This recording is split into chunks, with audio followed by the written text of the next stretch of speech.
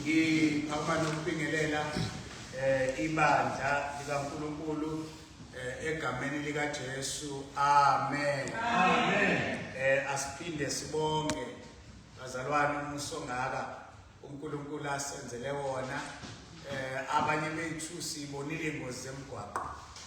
Abanye bethu siyazi ukuthi kunabahlobo bethu abagulayo, kodwa thina uNkulunkulu unqabile ngokuphila kwethu. Asimbonge ongabonwayo ukusigcina kuze kube la egameni. Sibonge nomhlabelelo namandla. Indeed uNkulunkulu kuyezwakala ukuthi asizile nje endlini kodwa size kuye uqobo lwakhe. Sengathi ke uNkulunkulu angaphinda nokusibusisa nasobusina kulobusuku banamuhle egameni lika Jesu. Amen. Amen. We are still in the book of Matthew, chapter number 14. We are in verse number 22. We will do a part 2 of a service uNkulunkulu asinikeze yona ubusuku bayizolo. Matthew chapter number 14, verse number 22. Without wasting time, ifundeka ke kanjena. Immediately Jesus made his disciples to get into the boat and go before him to the other side, while he sent the multitudes away. And when he had sent the multitudes away, he went up on the mountain by himself to pray. Now when evening came, he was alone there. But the boat was now in the middle of the sea, tossed by the waves, for the wind was contrary. Now in the fourth watch of the night, Jesus went to them, walking on the sea. And when the disciples saw him walking on the sea, they were troubled, saying, "It is a ghost." And they cried out for fear. But immediately Jesus spoke to them, saying, "Be of good cheer. It is I. Do not be afraid." And Peter answered him and said, "Lord, if it is you, command me to come to you on the water." uNkulunkulu abusise ufundwa kwezwi lakhe manje kuze bephakade. Amen. Asithandazeni baba wethu osezulwini, wena uyaphila endaweni zonke. Baba size kule ndlu yakho ebizwa ngegama lakho. Phila kwethu ke uNkulunkulu othandekayo, uma sekufihliwe egameni lakho ngeke phela izimo zethu ziqhubeke ziphinde futhi zihlukumeze ukuphila kwethu uma sesibizwa ngegama lakho. Busisa ke uNkulunkulu nanti izwi lakho elinamandla, izwi lakho eliphilayo, izwi lakho babona amandla onke elihlukanisa amathambo nonkatsha. Alehlukanise ke uNkulunkulu othandekayo, lahlukanise thina nesono, lahlukanise thina nakho konke babona amandla onke ngabe kuthunyelwe isitha phakathi kwamakhaya ethu nasempilweni zethu. Lokhu siyathandaza sikholwa ukuba lokho esikuthandazayo sesenzelwe khona, senzelwe kahle egameni lika Jesu yena waseNazaretha. Amen. Amen. Asakile belana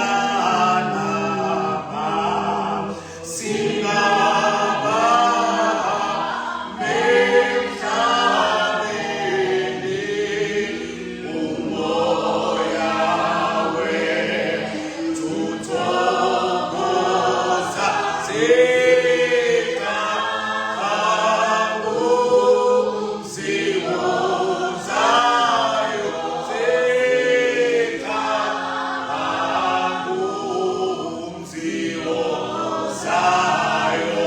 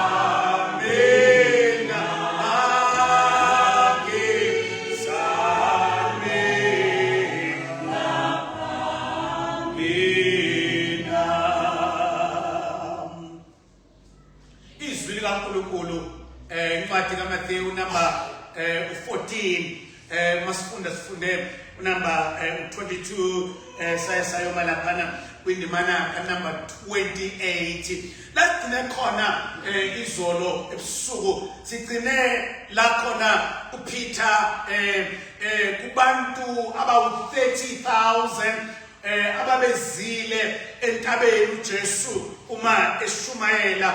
iBhayibheli uma isinikeza kahle ithi they were about 5,000 amadoda kuphela, and we discovered ukuthi omama kanye nabantwana babengabalwanga.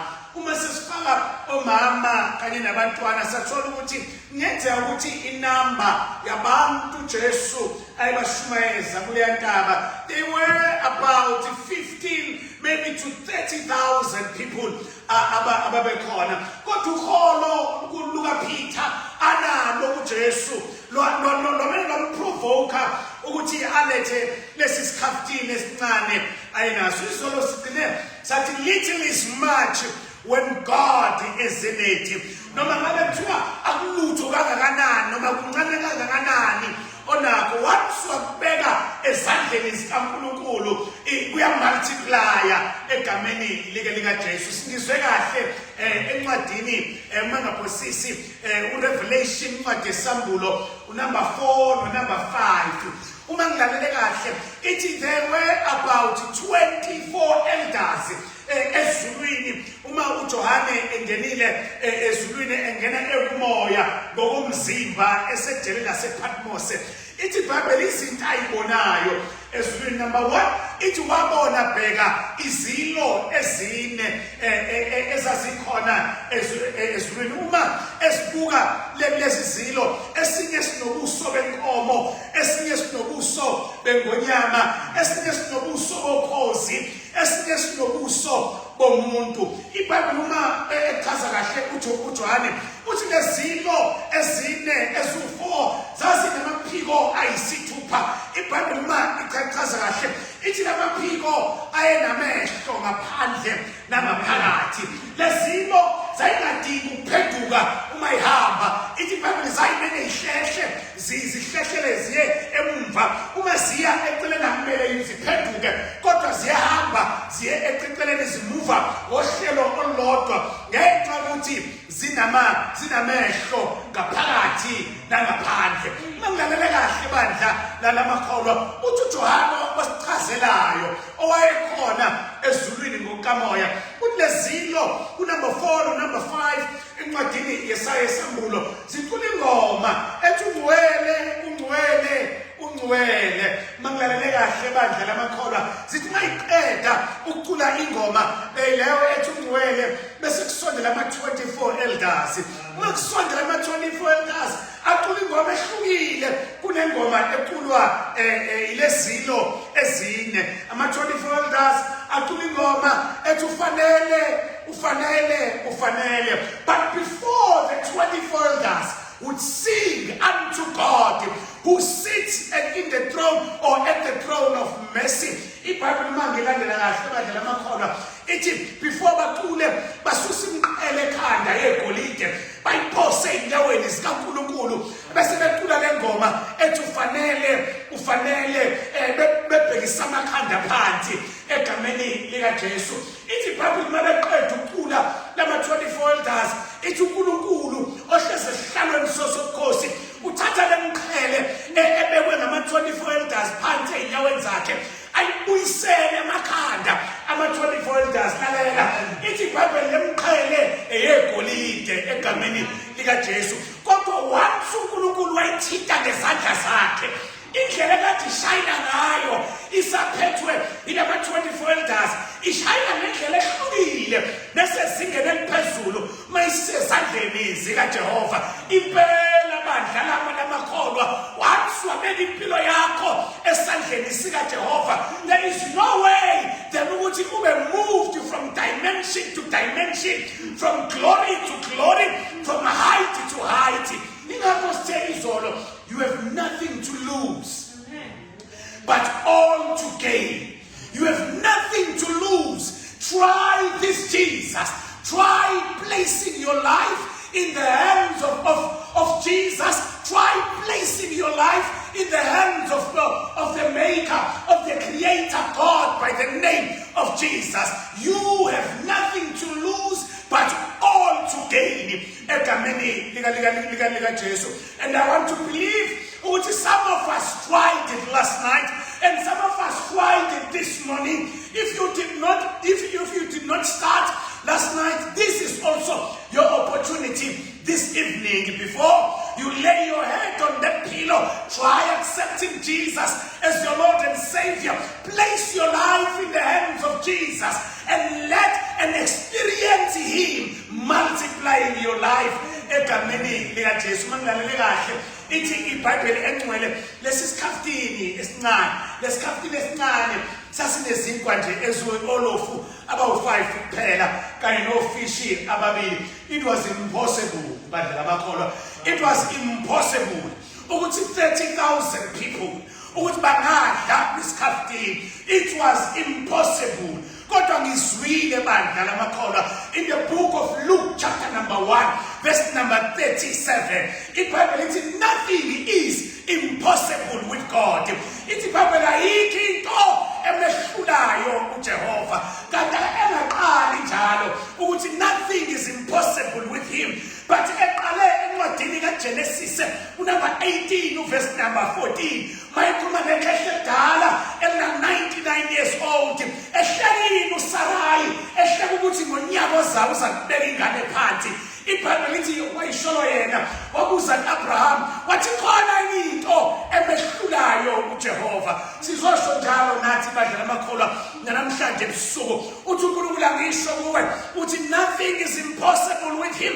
As from today you are going to live in the terrain of possibilities. La khona, no matter how hard and difficult the situation is, you do not look at the situation, but you look at a God who said nothing is impossible with him. And obuzumbuzo wathi khona into emehlulayo uJehova egameni likaJesu. Nami ngizosho njalo ebusuku uthi khona into emehlulayo uJehova. Makunesimo beyond human capabilities, makunesimo fike naso beyond the education of doctors, makunesimo ofike naso la beyond the political systems and the president and the councillors and the premiers and the mayors of this world. Try Jesus, try the God of Israel. He says to you, nothing is impossible with him. Everything in him is possible. Live in the terrain of possibilities. When we accept him, we are accepting his way. When you accept Jesus, you do not just accept a figure in the air, but you accept Jesus in his way. Wase Nazareth inamandla lento yezwi lika uNkulunkulu ngizwile bandla lamakholwa uthi there was a tree yayibizwa kuthiwa i-fig tree isihlahla somkhiwane. Ithi iBhayibheli yayilambile ingonyama kaJuda impande kaDavide. Ithi iBhayibheli yayisihamba ibanga elide yabe ngena imizi nemizi, village to village, town to town, ihambe ishumayela ihamba nabafundi bayo. Ithi iBhayibheli isihlahla somkhiwane sasisihle izakude le kaMaria. iBhayibheli lithi yabe sekuvuka umuzwa ngaphakathi ukuthi hayi sizodla nanku umuthi muhle osuthi akhona ama-fruits esizowathola mangilalele kahle bandla lamakholwa. Ithi iBhayibheli mayefika uJesu emthini sihle isihlahla kade umsabatha egameni likaJesu efaka istiletho kade umsabatha efaka i-3-piece suit kanye nothaya egameni sihle isihlahla sihle siyathembisa ukuthi khona into ekhona la edlekayo egameni likaJesu. Mayefika kusona sasingenawo ama-fruits, sasingenawo uGalatians number 5 verse number 22 egameni likaJesu izipho, the fruits of the spirit egameni likaJesu. iBhayibheli lithi uJesu wabe seba disappointed lesi sihlahla ngesikhathi ekude besikhombisa manje besithembisa ukuthi khona into ekhona. iBhayibheli lithi wakhuluma ngezwi akasithintanga ngesandla. Ngifuna ubona amandla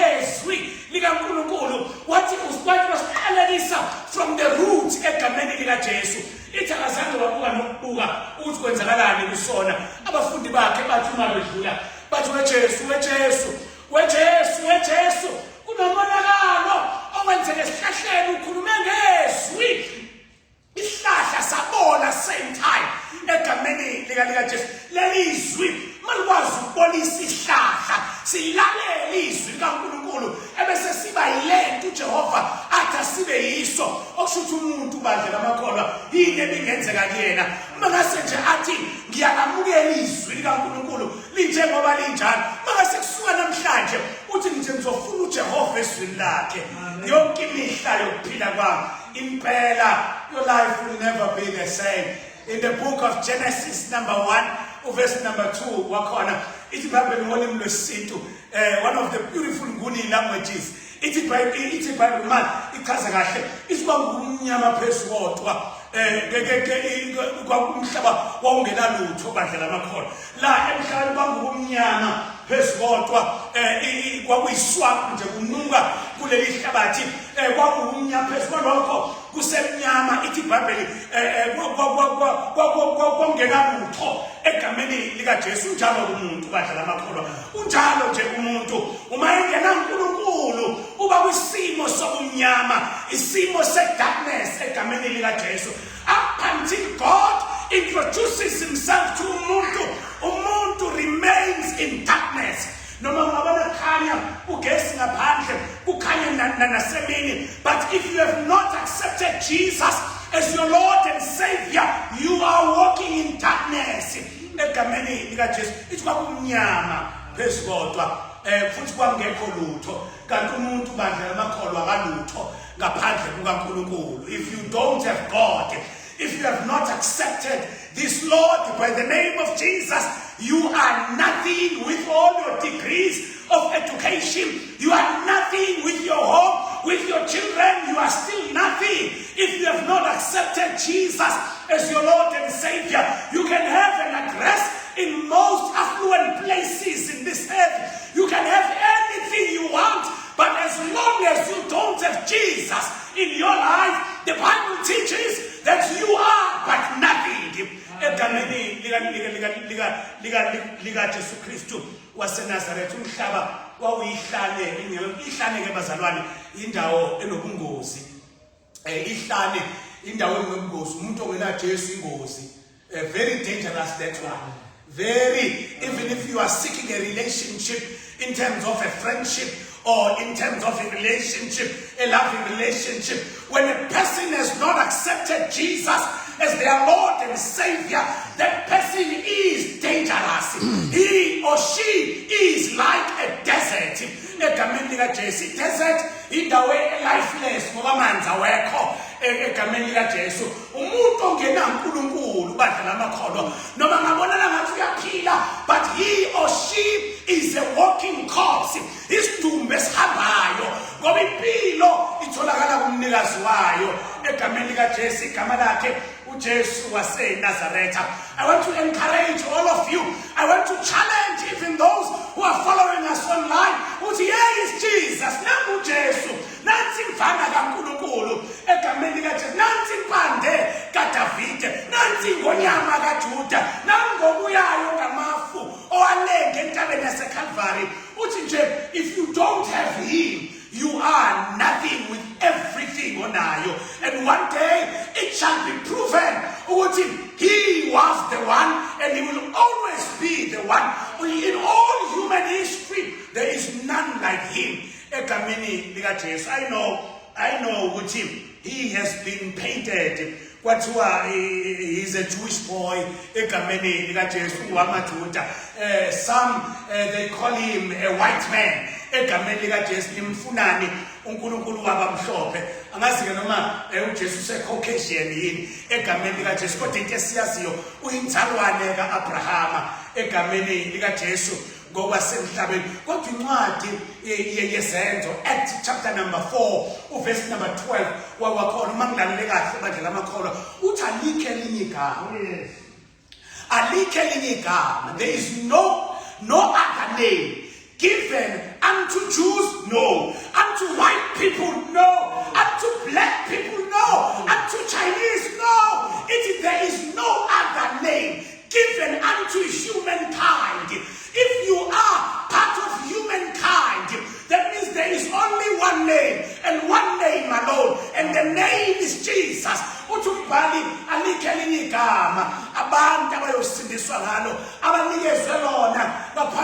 igama lika Jesu. Namhlanje sisho njalo, before he saves you, he delivers you from the prisons of sin. Egameni lika Jesu. Sikhona imisono esesikhuphe kakhulu. Nangu Jesu, nangu sindisayo egameni lika Jesu. Ithi iBhayibheli entabeni wathatha isikhaftini egameni. Sithe izolo, place your life in the hands of the one who is able to multiply things. If you have money in the bank, place it in his hands. He is able to multiply it. If you have a life that seems to be nothing, we are failure, take your life, put it in the hands of the one who is able to take it from dimension to dimension. Egameni lika Jesu. Ithi abafundi bakhe wababiza wathi thathani nibanikeze ukudla. Ithi from his bosom. Ithi iBhayibheli akuzange kwaphela. Badla bonke basutha from his bosom. Egameni lika Jesu. God will feed planet Earth. uNkulunkulu uzolanda abalahlekile ebalanda ngalaba abakwibosom yakhe, sending them to the rotten world in order ukuthi bebaningi abasindiswayo ngenxa yempilo yami nangenxa yempilo yakho. Ulalele kahle ke kuthiwa badla bonke 30,000 from isikhaftini. Kwakumncane nje isikhaftini kodwa badla bonke.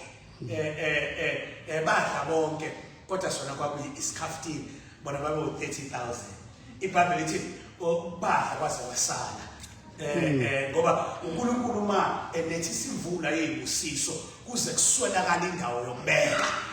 When God blesses abantu bakhe, he blesses them according to his riches in glory. Egameni lika Jesu. iBhayibheli into yasala kwaba nje imvuthuluka. Uyazi ke nasemcimbini ayisali inyama nalapha entabeni ufisha usalanga. Egameni lika Jesu bawudla wonke into yasala kwasala isinkwa. Ngizwile in the book of John chapter number 6 verse number 35 kuya no verse number 48 egameni lika Jesu. Uthi uNkulunkulu angisho kunini ukuthi wake wame entabeni thizeni ezweni lakwa-Israyeli. iBhayibheli esashumayela wamisa inkonzo phansi nendawo wabe esethi mina ngiyisinkwa sokuphila. Mhlawumbe ingakho bandla lamakholwa ungasalanga ufishi kwasala isinkwa, for there is no way in scripture la khona uJesu ethi I am the fish of life. But there are portions of scripture where Jesus says I am the bread of life. Making ngakho wasala isinkwa entabeni. Lalela bandla lamakholwa. Ithi iBhayibheli uJesu uthi bafundi bakhe akukho sinkwa esizosala la. Lama crumbs asele thatha lo basket nifake ko basket benu. Ithi iBhayibheli baqoqa bafaka ko basket laba abawu-12 hayi laba abawu-30,000 kodwa laba abawu-12 egameni lika Jesu bahamba akubona abawu-30,000 abathola okwasala egameni lika Jesu, kodwa laba abawu-12 kuphela ngoba abawu-30,000 babengezela isinkwa sokuphila. Abawu-30,000 babezela ama-benefits uJesu ayewakhiqiza ngesikhathi uma eqeda ukushumayela. Kunabantu bandla lamakholwa even in our churches today, in our churches, in our time, abeza uJesu ngoba bezwethiwa ezulwini nama-streets of gold, ama-potholes awekho. Kunabantu abeze uJesu because bezwe ngama-benefits uNkulunkulu asinikeza wona ngenxa kaJesu. Kunabantu who accept Jesus as their Lord and Savior ngoba befuna ama-promotions egameni lika Jesu. Kunabantu abeze uJesu abezwethiwe ezulwini kunezindlu eziningi, kunama-mansions wayesekunama ngisali. Nakulabantu ababesentabeni kunabantu ababeze lapha bezela ukuzophulukiswa. Even today sekusekwaba khona ngisho amabandla aqanjwe nje amagama ukuthi leli bandla igama lalo ise-Deliverance International. Ila khona kuphulukiswa khona abantu egameni lika Jesu. Abantu bagcwala amahholo, bagcwala ama-stadiums, wabezela ama-benefits uNkulunkulu asinikeza wona ngenxa kaJesu. We are not here for benefits, but we are here for we love this God. For there is no other name that is given unto humankind that we may find salvation other than the name of Jesus. Ama-benefits are secondary, but primarily sizofuna uJesu bandla lamakholwa, sizofuna imvana kaNkulunkulu, sizofuna obuyayo ngamafu egameni lika Jesu. Ithi 30,000 yayilapha yana ngenxa babezothiwa uyaphulukisa, babelapha entabeni bezothiwa mayiqeda ukushumayela uyaphaka, babezele nje ukuzokudla egameni lika Jesu. Kodwa laba abawu-12 babeze ngoba bengabalandeli bakhe, babengazele ukuzophulukiswa, babengazele ama-benefits, kodwa babeze ngoba bangabalandeli bakhe. Oh, how I wish bandla lamakholwa, how I wish ukuthi sonke nje basila size ngoba sifuna ukuba ngabalandeli bakhe, whether siyaphulukiswa noma siphiliswanga kodwa siyohlala ey'nyaweni zakhe, whether we gain or lose everything esinayo, we shall remain in God's feet egameni lika Jesu waseNazaretha. Ngoba isinkwa ababezidlile laba abawu-30,000 after 4 hours esiswini siyadigesta, after 4 hours esiswini siyadigesta, siyaphela. Laba abawu-12 uNkulunkulu ubanikeza isinkwa sokuthi endleleni uma behamba, uma kwenzeka siphela bese sinaphakathi bathi reload egameni lika Jesu. Ilento kade sizele la izolo weekend, uNkulunkulu wasinikeza isinkwa sokuphila egameni lika Jesu. Uma uzwa ngathi siyabohla, you come again, you reload egameni lika Jesu. Sizoreloada egameni, sizoreloada kulobhasikidi egameni lika Jesu, isinkwa sethu sokuphila. Sizoreloada ukuze sikwazi ukuba namandla nasebusukwini banamhlanje, nasasa sibe namandla emsebenzini masibhekene nesono. Sizoreloada amandla kaNkulunkulu egameni lika Jesu. Uthi uJesu kubafundi bakhe, welani ngaphesheya, ngizosala mina ngixoshe ixuku, ngoba ixuku bandla lamakholwa ayifunanga ukuhamba, zayilokhu iphakamisa amaplakathi zithi we want more.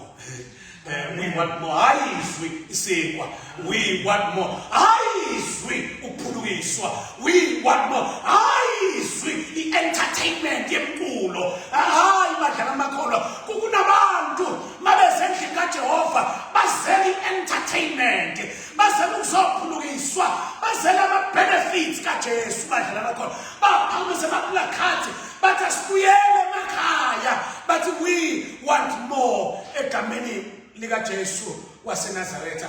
Ithi wayesekhathele elokhu ebahambise njalo, ethi buyelani emakhaya, buyelani emakhaya. Ithi abafundi bakhe bathatha nje amatekisi, kokwane itekisi yomkhumbi eyayisenza inhailing lapha ngasolwandle, babuthi uJesu abawelele ngaphesheya. Ithi bange umuntu nomuntu ephethe ubhasikidi wakhe. Namhlanje ebusuku uma ugoduka, hamba nobhasikidi wakho na.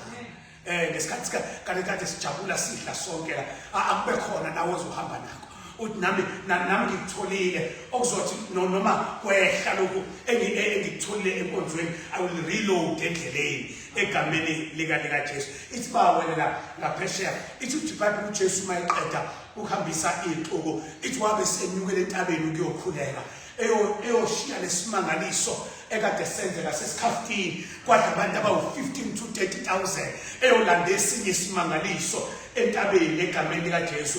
Umbhalo obhala kahle egameni lika Jesu, igama lakho Ellen White, uthi lesimangaliso uJesu asenza sokuthi ngesikhafini esincane kudle about 30,000. It was one of the top of the range miracles uJesu akazenza ngesikhathi esenyameni emhlabeni. Kodwa uJesu uthi anganele wayospend isikhathi noJehova entabeni the whole night, wahlala entabeni the whole night. We want to encourage all of you this evening, learn to spend time with God. Even after a milestone, even after a miracle, go and spend time with God. There is power in spending time with the Savior. It doesn't matter. Even if you have about 10 minutes, no matter about 15 minutes, no matter about 20 minutes, as long as you spend time with God. Spend time with His Word. It is on the fourth watch of the night.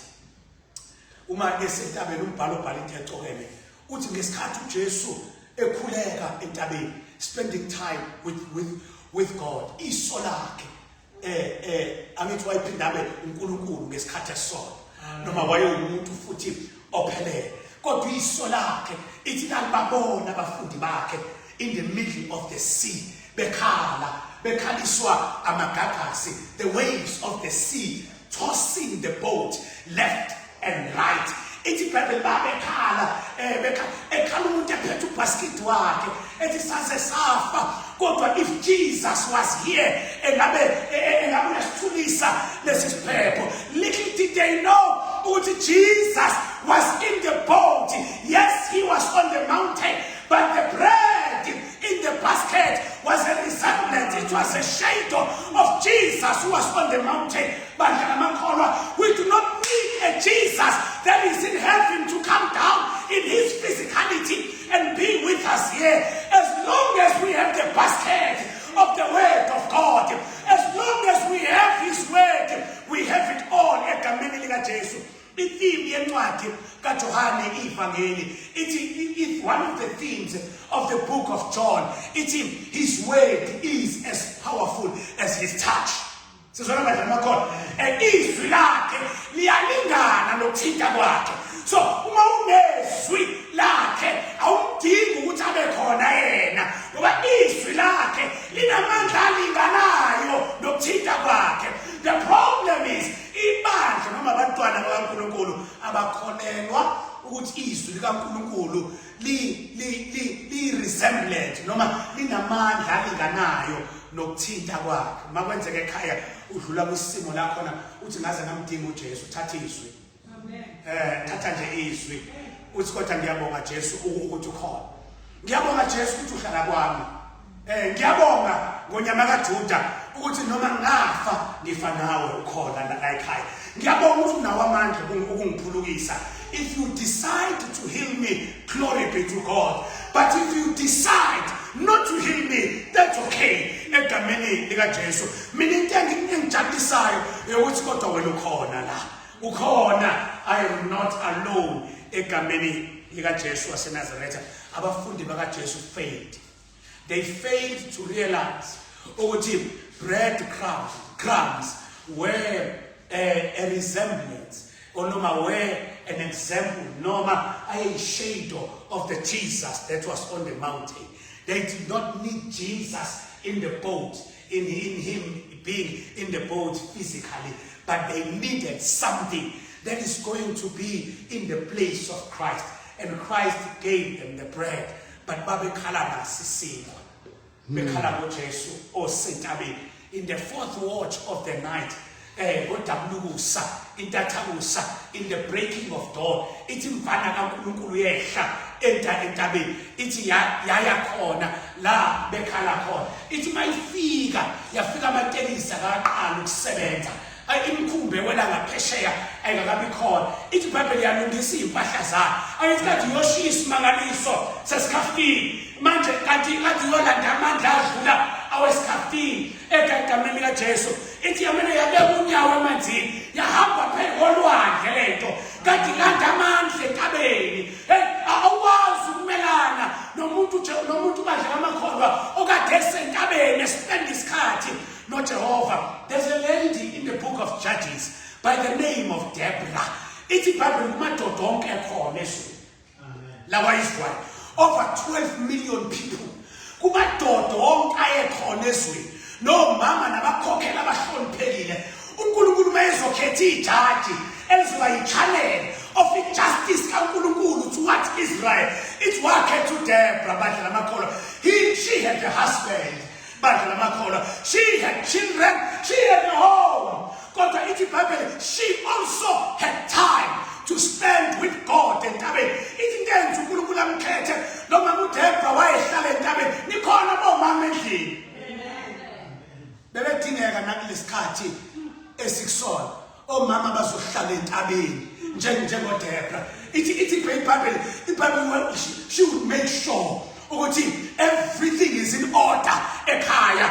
No one uzokhala ngokuthi lo mfazi uhlala entabeni adlanga. She would make sure that she balances her life. She becomes a faithful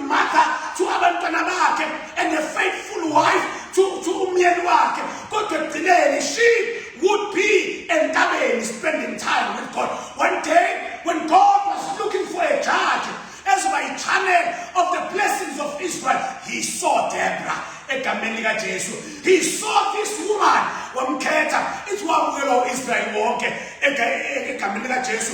Ngoba bathi babembheka bathi ngempela ikhona into la uJehova ayibekile esingayitholi nanoma ubani kwaIsrael. Uyingozi umuntu omusha ohlala entabeni. iBhayibheli lithi uJesu mayehla uhamba phezulu kwamanzi. Yabona ke bandla lamakholwa. Amanzi adalelwe scientifically. Ungayenzi lento ekhaya uzofa. Ngona ngoba sikukhuzile. Ungathi uzwelana. Amanzi scientifically they are designed to drown. Amen. Scientifically amanzi are designed to kill and destroy. So don't try it at home. Never try lele to Jesu ayenza. Stay where you are, relax. Relax nje. Lala ukhona ngamukela uJesu beyinkosi nomsindisi. Lalela. Ithi iBhayibheli umkhumbi uhamba izolo ntambama. uJesu uhamba intathakusa sekuseni nakusasa. Angiphinde futhi. Umkhumbi uhamba izolo ntambama. uJesu uhamba ngakusasa ekseni. He is approaching umkhumbi ohamba izolo ntambama. Ngizophinda okwesithathu ngoba angifuni ukuthi uphuphe ekhaya uyibambe late, ufuna uyibambe la. Umkhumbi uhamba izolo ntambama. uJesu uhamba ngakusasa ekseni. Umkhumbi uyagwedlwa uzwanjiswa na umoya. uJesu hamba ngeenyawo phezulu kwamanzi. Lalela, uJesu akagijimi. uJesu is a gentleman. He walks on water. But uhamba kwakhe on water. Approach umkhumbi ohamba izolo. He overtakes umkhumbi. Ilento ezokwenzeka kuwe when you spend time with God. Let them pass abaphasile. It is okay. But let me tell you, as you start spending time with God, as from tonight, you will have the spirit of overtaking. You will overtake everything and everyone who has gone before you. Abashade, it's fine. Sale wena bahleke futhi babethanda ukuhleka. Support them and celebrate as if wena oshadayo. Ababe nasizindlu egameni likaJesu. Babe namalokubhuke imoto, that's okay. Sala wena. Let me tell you, esusele ungabi nelong face ukuthi uNkulunkulu ngasala kanjani. No, spend time with God. Jesus, when he was left behind ngale olwandle, he did not pull a long face. He was sebehambile ngisele itransport ayisekho. He spent time with his Father egameni likaJesu. Inhlungu onayo, it is an opportunity for you to spend time with God. After spending time with God, this is what is going to happen to you. You will have the spirit of overtaking. Before you overtake, you will walk on things that were designed to kill and destroy you. Zonke izinto ezadalwa isitha to destroy your life, you will walk over them.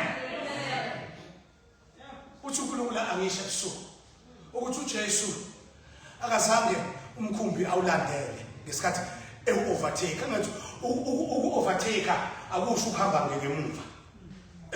Overtake usho ukudlula into okade uyilandela ube ngaphambi kwayo. Awusho uJesu badlela bakhona. He overtook umkhumbi. Waze wawudlula umkhumbi ogwedlwayo ohamba ngomoya. Udlula lento kaMaria ihamba kancane. Ayijahe ndawo. Ungajahi. Lento yokholwa, the journey of faith, walk it in your pace. Noma bekudlula, but maintain your pace. Tanje kodwa mina ngimi indawo. Noma bangangidlula ngeke ngishintshe pace engihamba ngayo. Ngeke ukuthi ngibone selengidlulile. I will keep my pace in the journey of faith. Into engithenjiswe yona namhlanje ebusuku ukuthi kodwa I will overtake.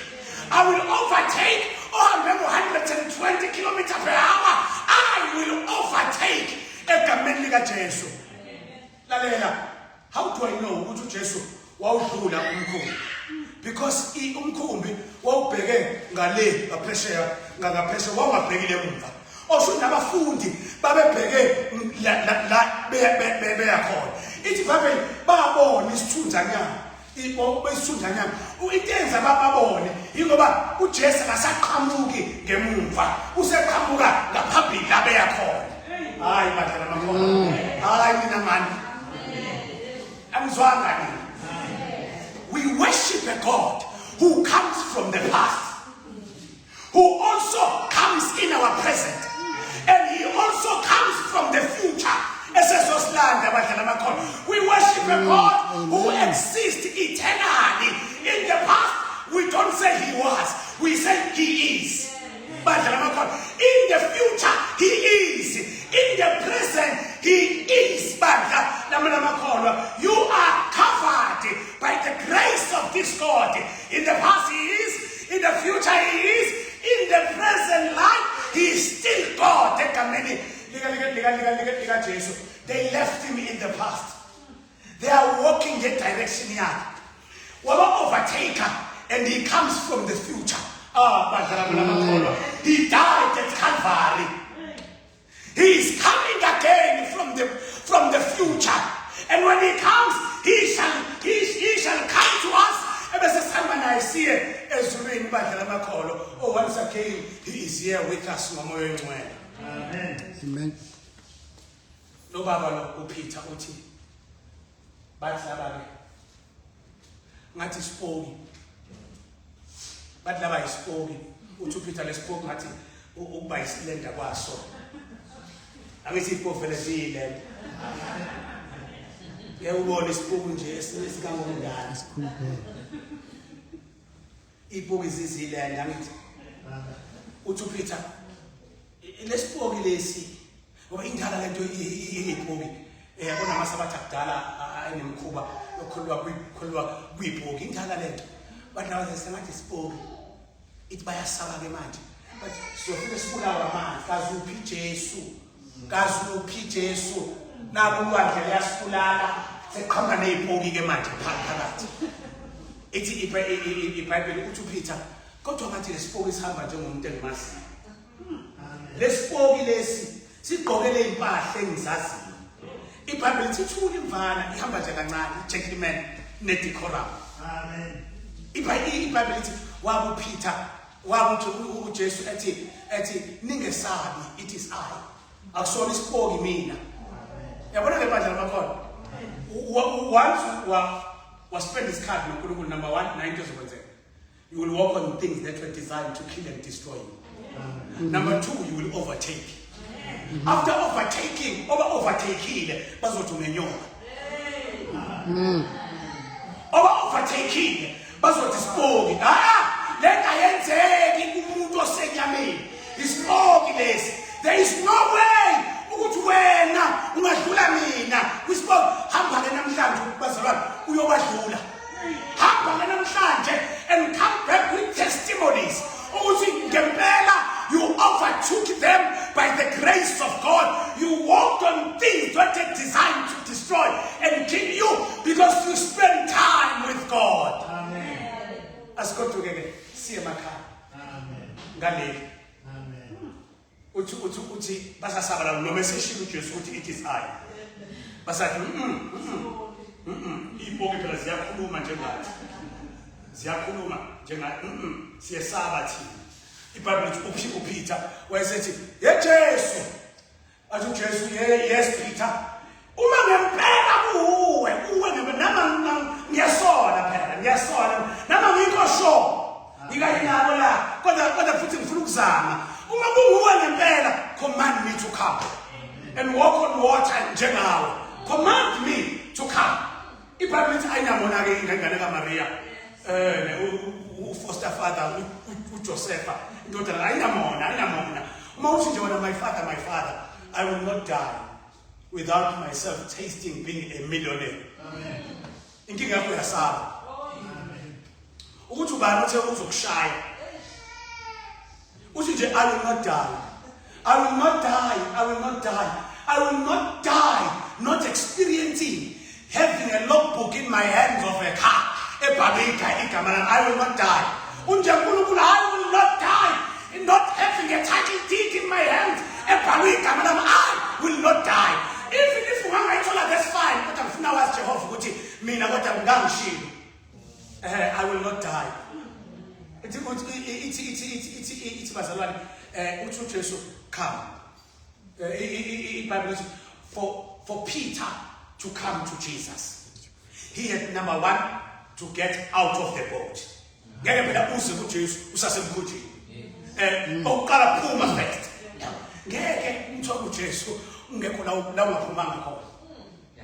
Before you get him, first puma somewhere. Genesis number 12, verse number 1. Abraham, blueprint your caller. Pume swindagi, pume shote, nabantu babagi, gigiseswe, and yakunega salo. Yakwenze siswe school. For Abraham to inherit the land, to inherit God, he had to come out of friends, come out of your people, come out of your relatives, accept Jesus as an individual with God. For Peter to walk on water, he had first to get out. When you get out of the boat, you don't just get out and walk. I work at the level of the boat. So you have to get out and go down first before you get to Jesus.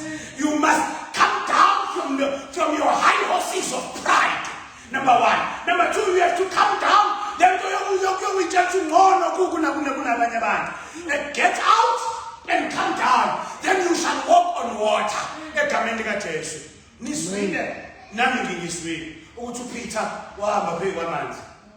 But namhlanje so nansi into esifuna ukwelungisa. Peter akazahambe phekwa kwamanzi. Kodwa masifunda la eBhayibhelini Peter wahamba phephe kwamanzi approaching uJesu. Kodwa umoya ongcwele ubususimbulele ukuthi cha akahamba phekwa kwamanzi. Iproof yokuthi Peter akahamba phekwa kwamanzi. Hamba phekwawo. Kodwa ngifuna ukuthi uyibone. Zama phela. Kuzoba iproof leyo. Yokuthi Peter akahambanga phekwa kwamanzi. Musana ukudongoloza, nizolimala, nizokwiliza, nizoshona. Amanzi ayabulala. Peter did not walk on water. It is in Bible. Before Peter walked on water, Jesus had to say to him, come. So when Jesus said to Peter, come, it is like Peter must going down. He's not walking on water.